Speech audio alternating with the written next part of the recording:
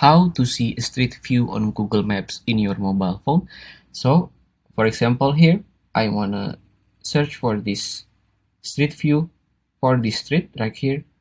You can just click on anywhere on the map, and you will drop a red pin at the center of your phone, and then you wanna click this photo right here with a little circle arrow, and you wanna click on it, and there you go. You can see all of the street by swiping on your phone, or